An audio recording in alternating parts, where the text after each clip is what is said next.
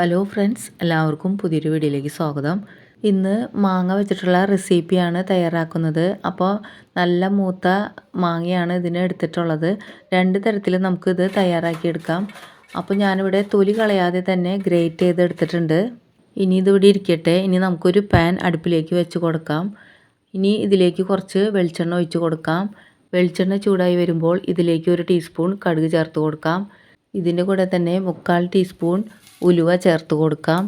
ഇതിപ്പോൾ ഒന്ന് പൊട്ടി വരുമ്പോൾ ഫ്ലെയിമൊക്കെ ഒന്ന് ലോ ഫ്ലെയിമിലേക്ക് വെച്ചിട്ട് നമ്മൾ ഗ്രേറ്റ് ചെയ്ത് വെച്ചിട്ടുള്ള ഈ മാങ്ങ നമുക്ക് ചേർത്ത് കൊടുക്കാം. ഇതിലേക്ക് 1/4 ടീസ്പൂൺ മഞ്ഞൾപ്പൊടി ചേർത്ത് കൊടുക്കാം. പിന്നെ എരിവിന് ആവശ്യമുള്ള 1 ടീസ്പൂൺ മുളക് പൊടി ചേർത്ത് കൊടുക്കാം. കുറച്ച് ഉപ്പും ചേർത്ത് കൊടുക്കാം.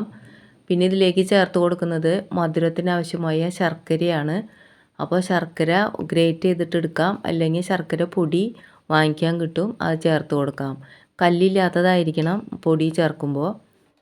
ശർക്കര മെൽറ്റ് ചെയ്തിട്ട് അരിച്ചിട്ട് ചേർത്താലും കുഴപ്പമൊന്നുമില്ല. എന്നിട്ട് ഇത് നന്നായി ഒന്ന് മിക്സ് ചെയ്തിട്ട് എടുക്കാം. ഇനി ഇത് ചെറിയ തീയിലിട്ട് നമുക്കൊന്ന് ചൂടാക്കിയിട്ട് എടുക്കണം. ഈ സമയത്ത് ഉപ്പൊക്കെ ഉണ്ടെങ്കിൽ നോക്കാം. മധുരം പോരാന്നുണ്ടെങ്കിൽ കുറച്ച് ശർക്കരയും കൂടിയും ചേർത്ത് കൊടുക്കാം. ഞാനിവിടെ ഇപ്പോൾ കുറച്ച് ശർക്കര പൊടിയും കൂടിയും ചേർത്ത് കൊടുത്തിട്ട് ഒന്നും കൂടി ഒന്ന് ചൂടാക്കി എടുത്തിട്ടുണ്ട്. ഇപ്പം നന്നായി ചൂടായി വന്നിട്ടുണ്ട്. എരിവ് കൂടുതൽ വേണമെന്നുള്ളവർക്ക് മുളക് പൊടിയുടെ അളവ് കൂട്ടി ചേർക്കാവുന്നതാണ്. ഇപ്പോൾ ഇവിടെ ഇത് റെഡിയായി കിട്ടിയിട്ടുണ്ട്. നല്ല ടേസ്റ്റാണ് ഇത്. ഈ രീതിയിൽ തയ്യാറാക്കാത്തൊരു ഇതേപോലെ ഒന്ന് തയ്യാറാക്കി നോക്കിക്കോളൂ. ഇനി നമുക്ക് ഇതൊരു പാത്രത്തിലേക്ക് മാറ്റാം.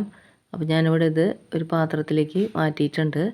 ഇത് കുപ്പിയിലാക്കി നമുക്ക് ഫ്രിഡ്ജിലൊക്കെ സൂക്ഷിച്ച് വെക്കാവുന്നതാണ്. ഇനി മാങ്ങ കൊണ്ട് നമുക്ക് സിമ്പിളായിട്ട് ചെയ്യാവുന്ന റെസിപ്പിയാണ്. നല്ല ചനച്ച പുളി കുറഞ്ഞ മാങ്ങയാണ് ഇതിന് വേണ്ടത്. എന്നിട്ട് മാങ്ങയുടെ തൊലിയെല്ലാം കളഞ്ഞ് നമുക്ക് ഇതേപോലെ ഗ്രേറ്റ് ചെയ്തിട്ടെടുക്കാം.